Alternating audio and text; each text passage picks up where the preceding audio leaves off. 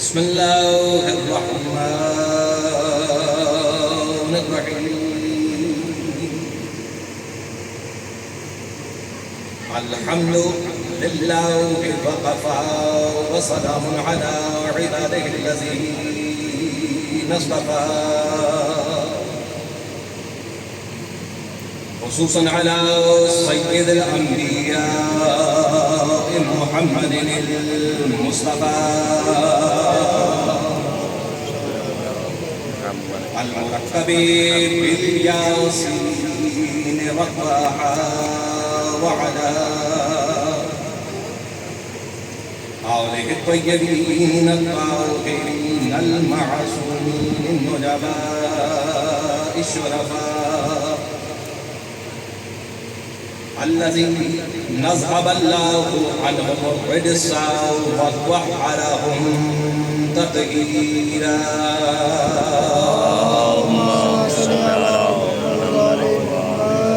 ولعنة الله على الملعونين من يومنا هذا إلى قيام يوم الجزاء. أما بعد فقد قال الله سبحانه وتعالى في كتابه المبين: بسم الله الرحمن الرحيم. قل لا أسألكم عليه أجرا إلا المودة في القربى. صلى الله عليه وسلم. اور نظم گفتگو آپ سب سے مطلب میں سورہ مرتبہ سورہ فاتحہ مع اخلاص جمیع مدنی مومنین مومنات بالخصوص اسلام بادے کے مرحومین کے فتح حسین رضی و علیہ و امہ و اخی و اولاد معصومین برحمتک یا ارحم الراحمین. بعد تجھے اپنی حبیب ہستیوں کا واسطہ ان ہستیوں کا واسطہ جن کا ذکر تیرے قرب کا باعث بنتا ہے، ہم سب کی ان دعاؤں کو، ان حاجات کو جو ہم فرش ادا کے لیے ہوئے بیٹھے ہیں اپنی بارگاہ میں مقبول و منظور فرما. اور مل کے دعا کیجیے گا کہ صاحب فرش ادا جنہوں نے اس کوشش کو انجام دیا ہے آنے کی کوشش کو اپنی بارگاہ میں قبول و منظور فرما. اس گھر کو تا قیامت شاد و آباد فرما، اللہ تعالیٰ شر سے محفوظ و معمون فرما. مومنین مومنات محبین محمد و آل محمد علیہ السلام، آزاداران سید الشہداء دنیا میں جہاں جہاں مصروف ادا ہے مالک سب کی محافظت و معمول فرما. ہمارے ملک پاکستان پر اپنی رحمتوں برکتوں کا نزول فرما، اندرونی اور بیرونی خلفشات سے محفوظ و معمول فرما. ہمارے دلوں میں بلائے محمد و آل محمد زیادہ فرما. ہم سب کا خاتمہ بالخیر بالایمان فرما.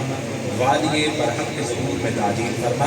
ان سب دعاؤں کی مقبولیت کے لیے ایک مرتبہ بلند صلوات پڑھ دیجیے. اللہم صلی علی محمد آل سادات عظام مومنین کرام، نہایت مختصر وقت کے اندر کچھ گزارشات ہیں جو آپ کو گزار کرتی ہیں. آپ بہت اچھے سے میرے مزاج سے واقف ہیں، کچھ حد تک میں بھی آپ کے مزاجوں سے ہم آہنگ بھی جانتا بھی ہوں. تو کوشش کروں گا اور جو ہمیشہ کرتا رہتا ہوں کہ کچھ نہ کچھ ممبر حسین سے، اس ذکر کے توسل سے تصدق سے نوجوان تک پیغام کرنا ہے، تاکہ یہ ایام جو ہے صحیح معنوں میں باعث بنے ہمارا قرب محمد و آل محمد علیہ السلام. بہت ہی خوش نصیب ہیں وہ گھر کہ جن کے اسلامک سال کا آغاز ذکر حسین سے ہوتا ہے. بہت ہی معتبر، بہت ہی باعث عزت تقریم ہیں وہ لوگ جو انتظار کرتے ہیں کہ کب دن آئیں اور رسول کے نواسوں پر گریا کیا جائے. یقیناً ایک بہت بڑی عبادت ہے جس کا آغاز کل رات سے ہو چکا ہے اور انشاءاللہ العزیز یہ چلتا رہے گا. اور مقصد اس تذکرے کا، اس ذکر کا، جیسے میں گزارش کر رہا ہوں، کیا ہے؟ قرب محمد و آل محمد علیہ السلام. ان مجالس اور اس تذکرے کا قطعاً بھی یہ مقصد، یہ حصول نہیں ہے کہ اس ذکر سے ہم اسلامک دنیا کے اندر تفرقہ پیدا کریں، تقسیم پیدا کریں یا ایک دوسرے کو علیحدہ کریں. ہم ذکر محمد و آل محمد اس لیے کرتے ہیں کہ مسلمان ایک جگہ پر اکٹھے ہو جائیں. سبحان اللہ. تذکرہ محمد و آل محمد باعث تفرقہ نہیں ہے. ایک دوسرے کو دوسرے سے جدا کرنا نہیں. ذکر محمد والے محمد کا مقصد مسلمانوں کو آپس میں جوڑنا. اس کے علاوہ نہ ہماری کوئی خواہش ہے نہ ہمارا کوئی مقصد. ہم کوشش یہ کرتے ہیں کہ اس ذکر کو اس قدر عام کر دیا جائے کہ مسلمان جو لا الہ الا اللہ محمد رسول اللہ پڑھتا ہے وہ اس ذکر کو سن کر ہمارے اور قریب آئے. ہمارے پاس بیٹھ لیکن جنہوں نے فساد برپا کرنا ہوتا ہے, جنہوں نے تقسیم کرنا ہوتا ہے, ان کا انداز یہ نہیں ہوتا جو ہم حسینیوں کا. یقیناً آپ دنیا میں دیکھ رہے ہیں معاملات کس قدر جلدی اور تیزی سے بدل رہے ہیں. بہت کچھ ہو رہا ہے سب دنیا میں اور ابھی بہت کچھ ہونا ہے. بہت سے لوگ آئے جنہوں نے زمین پر فساد برپا کیا. بہت سے لوگ آئے جنہوں نے انسانوں میں تقسیم کی. بہت سے لوگ آئے جنہوں نے اپنی حکومت کی خاطر انسانوں کو گاجر اور مولی کی طرح کھایا. لیکن آج ان کا تذکرہ نہیں ہے, آج ان کی بات نہیں ہے. بات اسی کی ہوگی جو انسانوں کو ملانے کی بات کرے. تذکرہ اسی کا جاری رہے گا جو دلوں کو جوڑے گا, جو دلوں میں نفرت پیدا کرے گا. وہ کچھ عرصے تک تو یاد رہے گا لیکن اس کے بعد یاد ماضی بن جائے, کوئی تذکرہ نہیں کرے گا. آل محمد علیہ السلام کا تذکرہ اس قدر تواتر سے اس لیے ہے کہ یہ جہاں ہوتا ہے دلوں کو جوڑتا ہے. سبحان اللہ. یہ اس لیے اس تواتر اس قدر.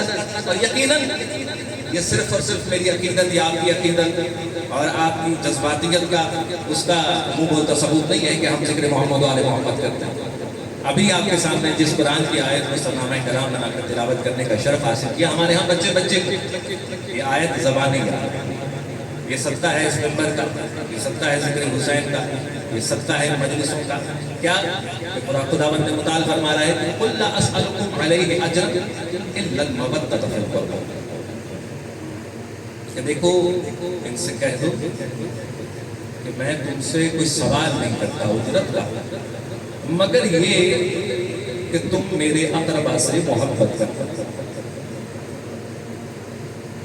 قرآن کب نازل ہوا؟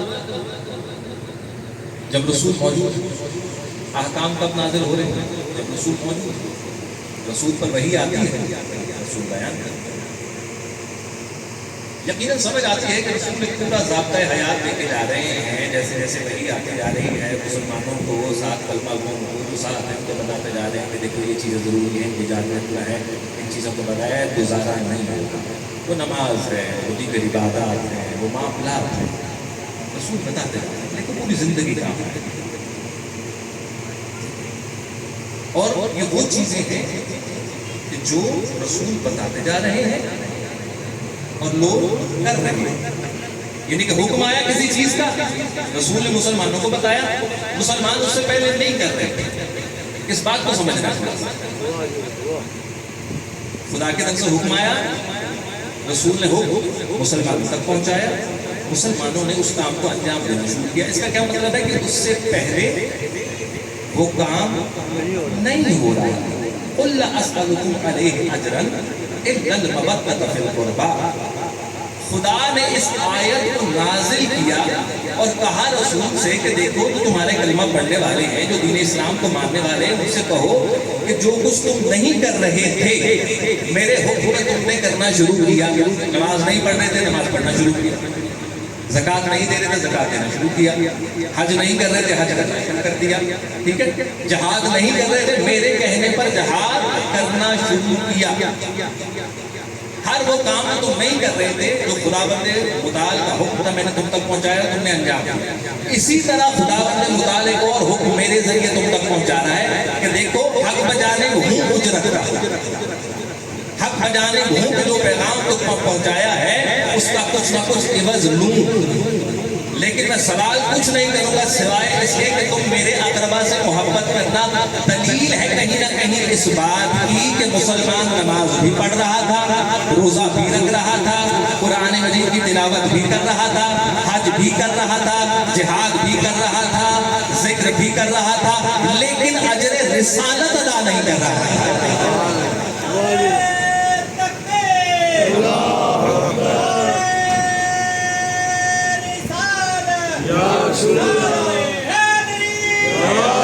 سمجھ رہے بات؟ لیکن جو چیز کر رہا تھا اس کا دوبارہ حکم ہے, جو نہیں کر رہا اس کے بارے میں بتایا کہ یہ ساری چیزیں کر رہے ہو ٹھیک ہے, لیکن ایک کام ہے, ایک ایسی چیز ہے جسے تم مس کرتے ہیں اور وہ ضروری ہے. اور دیکھو نماز کا حکم آیا تو اجر رسالت کے طور پر نہیں آیا. نماز کا حکم اجر رسالت کے طور پہ تو نہیں ہے, روزے کا حکم اجر رسالت کے طور پہ نہیں ہے. نماز, روزہ, حج, زکات, جہاد یہ سب کا سب اس لیے کہ احکام الہی ہے, حکم الہی ہے, یہ اللہ نے اپنے لیے رکھے. اس میں رسول کی اجرت کو شامل نہیں کی, رسول کی اجرت کو شامل نہیں کی. دیکھیں ایک بندہ ہے نماز نہیں پڑھتا, آپ کیا کہیں گے اس کے بارے میں؟ یہ ذرا سخت موضوع ہے, مشکلات ہوگی نماز کے بارے میں. سلمان پڑھے جلدی محمد والے اس قدر شدید گرمی اور حبس کے موسم میں نماز کی بات شروع کرنا یقیناً پسینہ شاید مہینے سے بھی زیادہ آتا ہوگا, لیکن نماز مسئلہ ایسا ہے. دیکھیں حدیث رسول صلی اللہ علیہ وسلم ہے, بلند آواز سے سلام پڑھ لیجیے. اللہم صلی علی محمد وآل محمد. جس نے نماز کو چھوڑا اس حالت میں متعمدن, جان بوجھ متعمدن, یہ حدیث میں جس نے بھی نماز کو چھوڑا کیسے متعمدن فقط کفر. اللہ اکبر. اس نے کیا کیا؟ اس کو سمجھ رہے ہیں؟ دیکھیں یہ اگر مجلس حسین میں نماز کی بات نہیں کروں گا تو پھر میں کہاں نماز افضل العبادات, ایسے ہی دو رائے ہے, افضل العبادات, تمام عبادتوں سے افضل ہے کیا؟ نماز. اس میں کسی مسلمان کو, کسی حسین کو, کسی ماتمی کو کوئی اعتراض ہے ہی نہیں کہ یہ جھوٹ ہے یا اس میں کوئی کمی ہے, اس میں تک نہیں. ہر کوئی اس چیز کو تسلیم کرتا ہے کہ نماز کیا ہے؟ افضل العبادات. اور پھر وہی آپ سنتے رہتے ہیں یہ بات کہ اگر یہ قبول ہوئی تو آپ کی باقی چیزیں قبول ہو جائیں, اور اگر یہ رد ہوئی سارا کچھ ہی نہ. تو جو بندہ نماز نہیں پڑھتا حدیث رسول کے مطابق کیا ہے, وہ کفر کرتا ہے. سمجھ رہے ہیں اس کا کون؟ جو متعمدن, جان بوجھ کر, جو نہیں پڑھ رہا. میں بھی اگر نہیں پڑھ رہا ہوں تو آپ میرے بارے میں حسن ظن رکھیں, میں آپ کے بارے میں حسن ظن رکھتا ہوں. ٹھیک ہے, ہو سکتا ہے کسی مجبوری کی وجہ سے, کسی شرعی علت کی وجہ سے, کسی ایسی خدا نہ خاصہ تکلیف کی وجہ سے اگر مسجد میں یہ گھر میں نماز نہیں پڑھتا تو اللہ پاک اس کو صحت و تندرستی دے. لیکن کوئی بھی کام جو انسان کرتا ہے نا وہ بغیر کسی وجہ کے نہیں کرتا. یہ تو بڑی عام سی بات ہے, 2+2 والی بات ہے کہ جو بھی کام میں کر رہا ہوں آپ کر رہے ہیں وہ کسی وجہ سے کر رہے ہیں, بغیر کسی وجہ کے نہیں کر رہے. لیکن ایک انسان ہے جو کوئی بھی کام بغیر کسی وجہ کے کرتا ہے. ہر انسان ہر کام سوچ سمجھ کر کسی نہ کسی وجہ سے کرتا ہے, لیکن ایک انسان ہے کہ جو بغیر سوچے سمجھے کام کرتا ہے اس کو ہمارے معاشرے میں پاگل کہا جاتا ہے. پاگل وہ ہوتا ہے کہ جو بھی کام کرتا ہے اس کی کوئی دکھ نہیں, اس کی کوئی وجہ نہیں. سمجھ رہے ہیں؟ آپ نے کبھی دیکھے ہوں گے نا معاشرے میں پھرنے ہوتے ہیں, ہمارے ارد گرد بھی پتھر اٹھا رہا ہے, مار رہا ہے, گلی میں ہے لیٹا ہوا ہے, گندی زمین پر ہے, گندے کپڑے پہنے ہوئے ہیں, نالی میں ہاتھ مار رہا ہے, تو اس کی کوئی وجہ نہیں. کیوں؟ میں اور آپ جب اس کو دیکھتے ہیں تو فوراً اس حقیقت کو تسلیم کرتے ہیں کہ یہ کام اس لیے کر رہا ہے کیونکہ یہ پاگل ہے. پاگل کس کو کہتے ہیں؟ کہ جس کے پاس عقل نہیں ہوتی. عقل نہیں ہوتی وہ کام کرتا ہے کسی کی وجہ. اب اگر کوئی شخص جان بوجھ کر نماز چھوڑ رہا ہے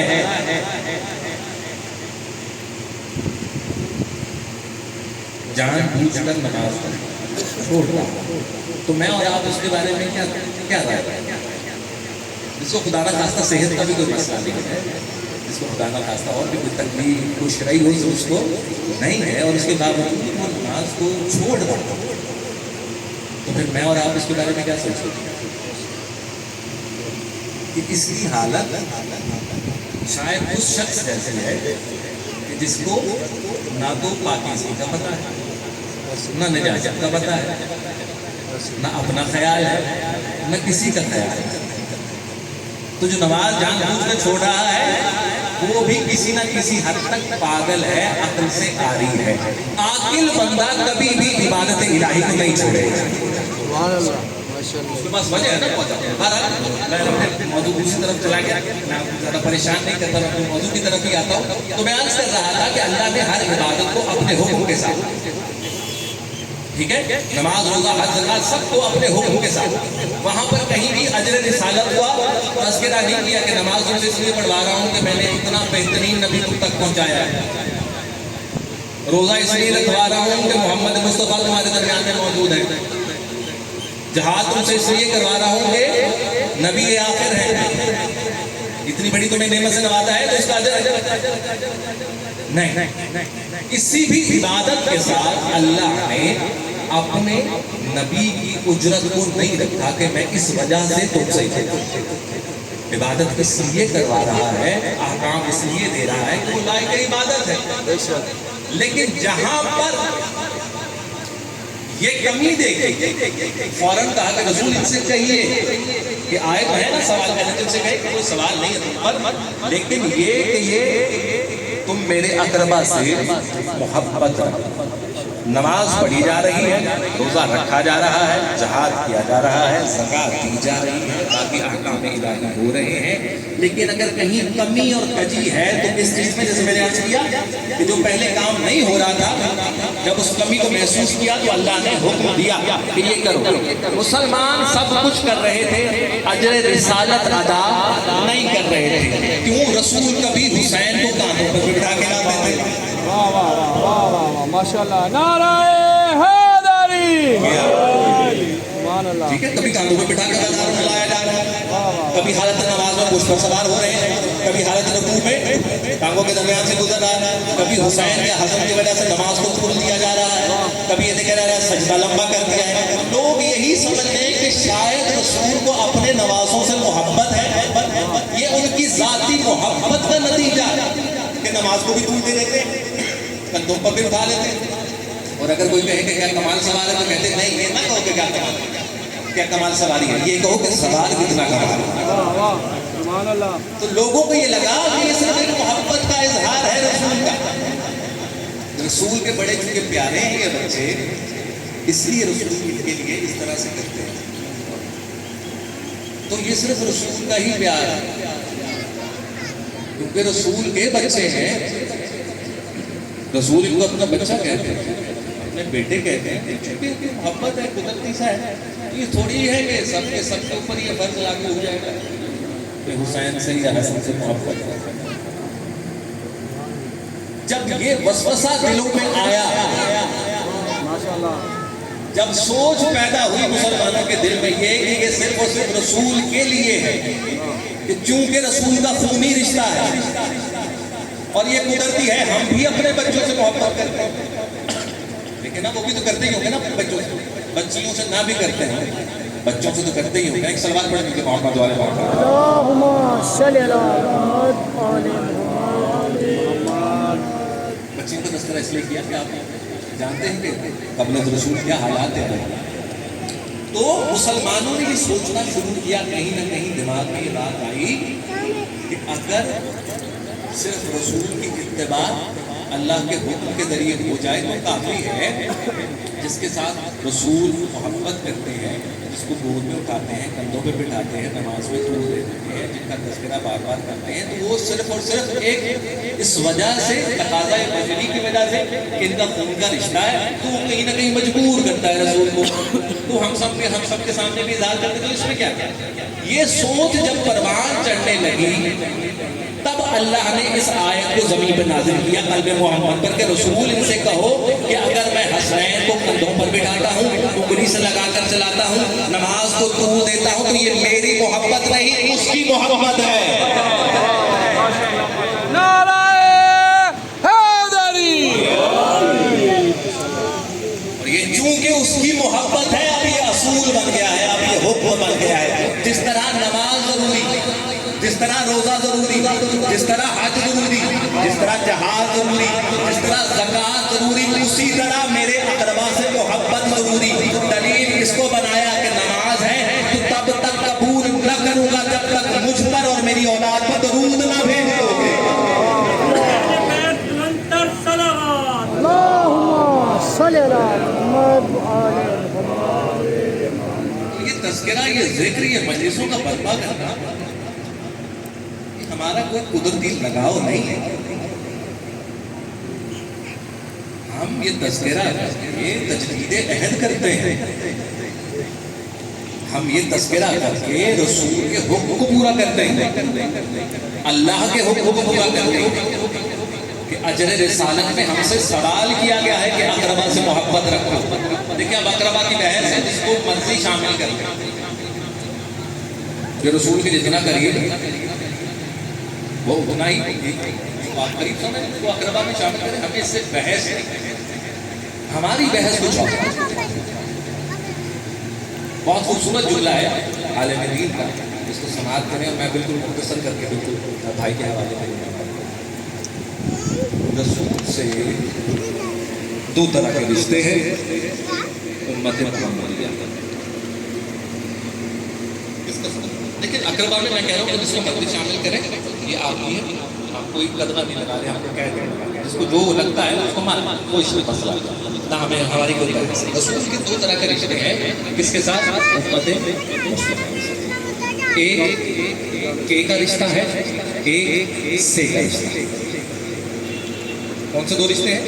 کے کا رشتہ ہے، سے کا رشتہ. کے کا رشتہ کیا ہے؟ رسول کے کلمہ پہ، رسول کے امتی، رسول کے اصحاب، رسول کے جانسار. سمجھ رہے ہیں؟ یہ کے رشتے. رسول کی ازواج، سمجھ رہے ہیں بات؟ یہ کے رشتے. اور کچھ رشتے ہیں جو سے،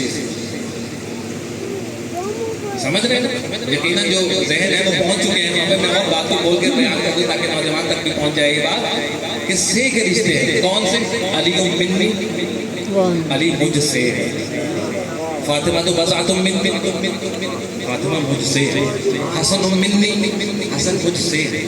الحسین منی، حسین مجھ سے ہے. یہ سے کے رشتے ہیں اور وہ کے رشتے ہیں. فرق کیا ہے؟ فرق یہ ہے کہ جو کے کا رشتہ ہے وہ کبھی بھی ختم ہو سکتا ہے. رسول کا امتی تب تک ہے جب تک کلمہ گو ہے. اگر خدا نہ خواستہ پھر گیا،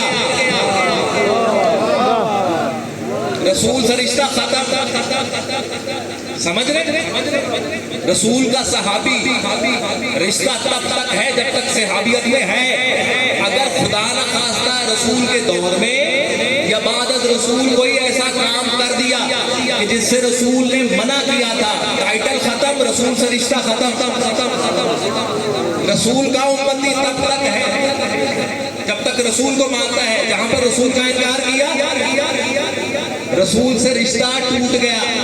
ازواج تب تک ہیں جب تک رشتے میں منسلک ہیں. اگر وہ رشتہ ختم کر دیا، رسول سے رشتہ ٹوٹ گیا. لیکن یہ سے کا رشتہ وہ رشتہ ہے جو قیامت تک، بعد از قیامت بھی نہ ختم ہوگا. رسول فرما رہے ہیں مجھ سے ہے، مجھ سے ہے. حسین مجھ سے ہے، حسن مجھ سے ہے، علی مجھ سے ہے، فاطمہ مجھ سے ہے. اب جب تک رسول ہے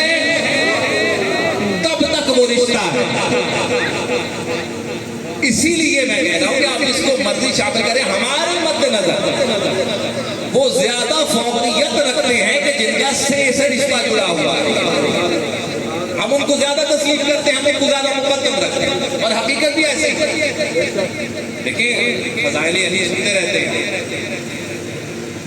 اور بہت بہت قریب ہیں، ابھی بھی قریب ہیں رسول خدا محمد صلی اللہ علیہ وآلہ وسلم کے، آج بھی قریب ہیں کئی لوگ، کئی ہستیاں موجود ہیں، ہمیں کوئی اس سے نہ تو کوئی بحث ہے نہ کوئی ہمیں خفگی کا اظہار ہے اس کے اوپر، جو جتنا قریب ہو اچھی بات ہے۔ اب تھوڑا کسی کو بتانا ذریعہ اس چیز پہ کر رہے ہیں کہ وہ کیوں ہے اتنا قریب یا نہیں ہونا چاہیے تھا، نہیں، جو جتنا بھی قریب ہو، جتنا بھی پاس ہو، جو جتنا بھی قریب ہو، جملہ سنیے گا، جو جتنا بھی پاس ہو رسول، اگر اس کا سے کا رشتہ نہیں ہے رسول سے تو اس کے اوپر اجر رسالت واجب ہے۔ اس بات کو سمجھیے، جو جتنا بھی قریب ہے اگر کے رشتے سے جڑا ہوا ہے تو اس کے اوپر واجب ہے کہ وہ اجر رسالت ادا کرے۔ سے کے رشتے وہ رشتے ہیں کہ جن کے لیے اجر رسالت مانگا گیا۔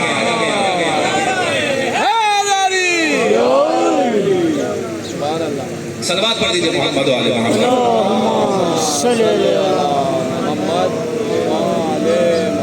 بہرحال مختصر کر بات، وقت کافی لے لیا، نماز کا بھی وقت ہوا چاہتا ہے، تو عزاداران سید الشہداء ان مجلسوں سے کچھ چیزیں ہیں جو آپ اپنے دامن میں سمیٹ کر لے کر جائیں گے، کچھ نہ کچھ ضرور ہے۔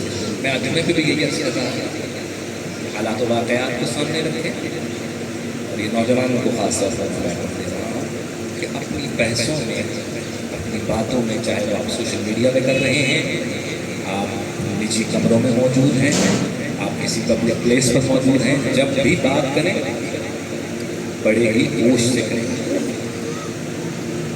دیکھ بھال کر کریں کہ حالات جس قدر آپ کو صحیح نظر آ رہے ہیں حالات ویسے ہیں، اور دیکھیں ہم جن کی فضیلتوں کو بیان کرتے ہیں، ہم جن کو بلند تصور کرتے ہیں یا مانتے ہیں، ان کی بلندی کسی کی پستی کے ساتھ جڑی ہوئی نہیں ہے۔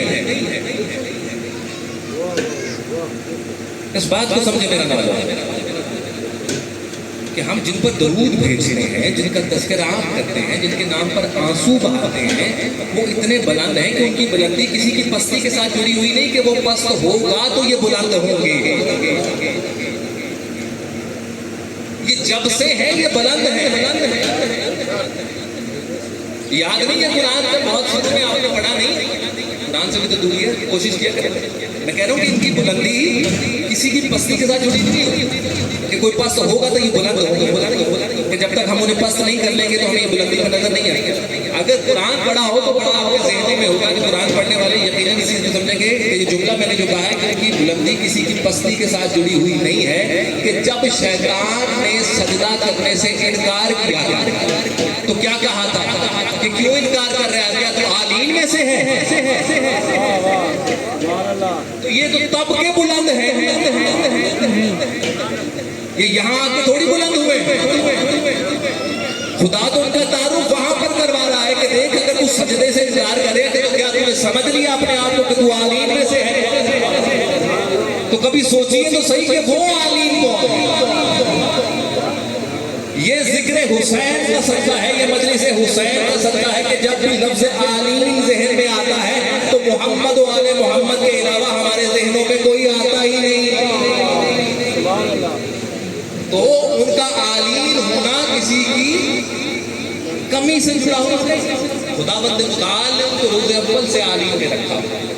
اپنی باتوں کو، اپنی بحثوں کو بڑے محتاط رکھتا، موقع نہ دیں کسی کو بھی نہ ذکر کریں محمد و آل محمد علیہ السلام کا اچھے طریقے سے، اور کوشش کریں کہ صرف ذکر محمد و آل محمد ہی ہو، ان کے ذکر میں کسی اور کے ذکر کو شریک بھی نہ ہونے دیں۔ سمجھ رہے ہیں؟ اتنا پاک، صاف، طاہر، مطہر ذکر، کیا ضرورت ہے ان کے ذکر کا کسی کے ساتھ مقابلہ کرنے؟ کوئی ہو تو صحیح مقابلہ، 1447 चल रहा है, ऐसे ही 1447 का चार्ज था कल बता हुआ 1447। अगर कोई इतना होता तो आना जाता सामने, कोई साबित ना कर लेता उसको। तो 1447 में भी अगर आज के हुसैन के मानने वालों की बात समझ नहीं आ रही कि उनके जिक्र में किसी और को शामिल करने से उनके जिक्र को बुलंदी नहीं मिलती, उनका जिक्र खालिसतन उन्हीं का जिक्र होना चाहिए। आपके अकायद, आपका तरीका अमल, आपकी मोहब्बत का इजहार, ये आपको किसी को भी साबित करने की जरूरत नहीं है। आपको नहीं जरूरत किसी को जस्टिफिकेशन देने की कि आप माता क्यों करते हैं, आप आंसू क्यों बहाते हैं, आप जंजीर जनी क्यों करते हैं, आप काले कपड़े क्यों पहनते हैं। 1447 सालों के अंदर आपको पता है कि आपका तारुफ क्या है। और अगर आप इसी चीज पर पूरी जिंदगी सजदा शुक्र में सर रखें तो शायद वो काम हो। जब भी सवाल होता है कि शिया किसे कहते हैं, कभी सुना है ना ये तारुफ अपना? अगर कोई पूछे कि शिया किसे कहते हैं, कहते वो जो हुसैन पर आंसू बहाते हैं, हुसैन का मातम करते हैं। ये तारुफ छोटा है आजकल, काबिल शुक्र तारुफ नहीं है कि लोग आपको किन हस्तियों के साथ जोड़कर आपका तारुफ करवाया जाता है।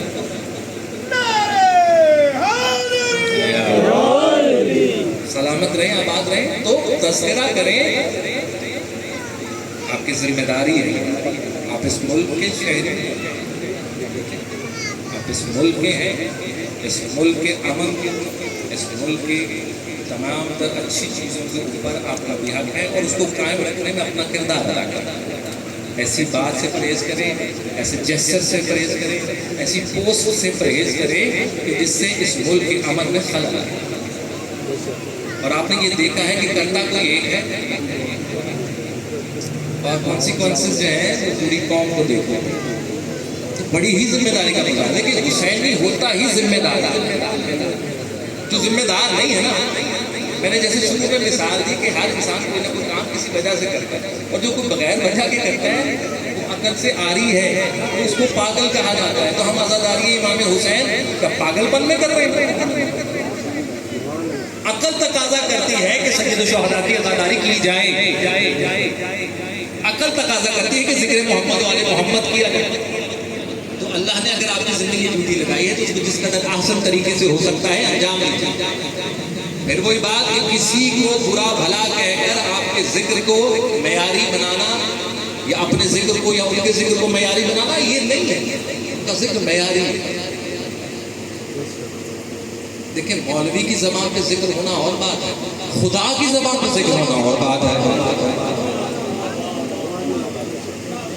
मैं बयान कर रहा हूँ वो चीज़ है, अगर वो लाशरीक बयान कर रहा है तो इसका मतलब है कि फर्क बहुत वाज़ेह है और बहुत बड़ा है। तो इन चीज़ों को अपने ज़हन में जगा लीजिए, क्रिया कीजिए, मातम कीजिए, नोहा खानी कीजिए, मजलिसों में आइए, बैठिए, जहाँ पर भी इन दिनों में खास तौर कि हम जानते हैं कि जैसे ही मुहर्रम का चांद नजर आता है तो हमारे दिलों में एक तकलीफ हम महसूस करते हैं बड़ा। और ये इसमें हमारा भी तो कमाल है, अहादीस मौजूद है, रिवायात मौजूद है। जब भी जिक्र हुसैन होगा तो जो मोमिन होता है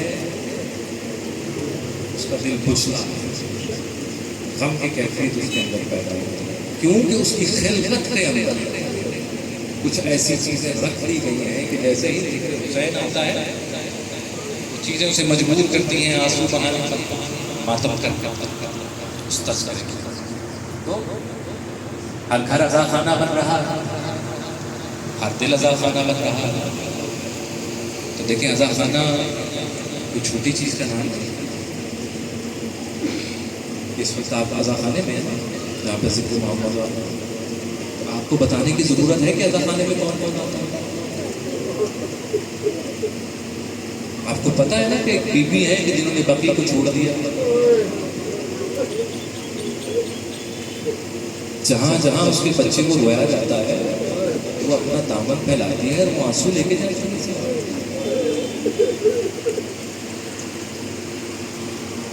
جانتے ہیں اس جگہ پر موجود ہوتی ہے جہاں پر اس کے بچے ظلم کا تذکرہ ہے. وہ ہستیاں موجود ہیں. بہت ظلم ہوئے اپنے کائنات کے تاریخ میں پڑی ہے، لیکن جو ظلم بعد از رسول کے بچوں کے ساتھ تاریخ میں اس کی کوئی دوسری مثال نہیں. یہ تذکرہ ہے ہی کہ کسی اور نبی کے بچوں کو ان کے جانے کے 50 سال بعد اس قدر بے ترتیب سے قتل نہیں کیا گیا جتنا رسول اعظم کے بچوں کو کیا گیا. اتنا ظلم اور کسی کی اولاد کے ساتھ کسی بھی نبی کی اولاد اور کسی بھی نبی نے اپنے اقربا کے لیے اجر رسالت نہیں مانگا تو صرف ایک نبی محمد مصطفیٰ نے مانگا کہ میرے اقربا سے محبت. 50 سال لگے مسلمانوں کو اس بات کو بتانے میں. 50 سال لگے امتیوں کو اس چیز کو فراموش کرنے میں کہ یہی تو وہ تھے جن کے بارے میں اجر رسالت کا سوال ہے. میں اور آپ ہستی بناسو بہا کر ان کا تذکرہ کر کے اس اجر رسالت کو ادا کرنے کی کوشش کرتے ہیں. وہ بی بی باقی چھوڑ چکی ہیں. حسین 28 رجب کو مدینہ چھوڑ رہے. مدینہ چھوڑنا ہے حسین. میں کوئی لمبی روایت یقیناً آپ مصائب سنیں گے بھائی سے خدا بند مطالعہ آپ کے گریے کو اپنی بار کو ہمیں قبول کرے. کہتے جب سب کچھ ہو چکا اور روانگی کا وقت بالکل قریب آ گیا، روایت آپ کی سنی ہوئی ہے، تو ایک مرتبہ ایک ضعیفہ اس گھر میں چلتی ہوئی حسین کے پاس. کہاں بیٹا کہاں کا ارادہ ہے؟ حسین جیسے ہی ضعیفہ تو پیروں پہ ہاتھ رکھ کے کہتے نانی اماں مدینہ چھوڑ دو. یہ کوئی اور بھی بیوی میں سلمان کہتے چھوڑنا ضروری. حسین کہتا ہے مدینہ اب مدینہ چھوڑنا ضروری ہو گیا. تو حسین اگر مدینہ چھوڑ کر کہیں جا رہے ہو تو دیکھو دنیا میں جہاں مرضی چلے جانا عراق نہ جانا. دیکھو عراق نہ جانا. میں نے تمہارے جد سے سنا تھا کہ میرا یہ بچہ عراق میں ایک دریا کے کنارے پر شہید ہو گیا. بیٹا حسین کہیں بھی چلے جانا کہیں بھی چلے جانا دیکھو اس جگہ پر نہ جانا کہ جس کا رسول بتا کر گئے. کہتے نانی اماں کیا آپ کو یہ لگتا ہے کہ حسین کو نہیں پتا اس بات کا کہ حسین نے اس جگہ پر شہید ہونا ہے؟ کیا رسول نے صرف آپ کو بتایا؟ مجھ حسین کو بھی اسی رسول نے بتایا کہ میرے دین خدا کے دین اسلام کے لیے تمہیں وہاں پر خون بہانا ہے. اور دیکھو حسین صرف تم نے نہیں. نانی اماں دیکھتے تو صحیح اگر صرف میرا خون بہنا ہوتا تو کیا میں اس ششماہے کو بھی ساتھ لے کر جا رہا ہوتا؟ کیا میں جوان علی اکبر کو بھی ساتھ لے کر جا رہا ہوتا؟ کیا میں حسن کی نشانی کو بھی ساتھ لے کر جا رہا ہوتا؟ کیا میں اپنے عباس جیسے بھائی کو بھی ساتھ لے کر اگر صرف میرے خون کی بات ہوتی تو نانی اماں حسین اکیلا. لیکن بات یہ ہے کہ صرف حسین کے خون کی نہیں عباس کی بھی خون کی ضرورت ہے. قاسم کے خون کی بھی ضرورت ہے. علی اکبر کے کلیجے کی ضرورت ہے. یہ ششماہ علی اصغر اس کے خون کی بھی ضرورت ہے. اللہ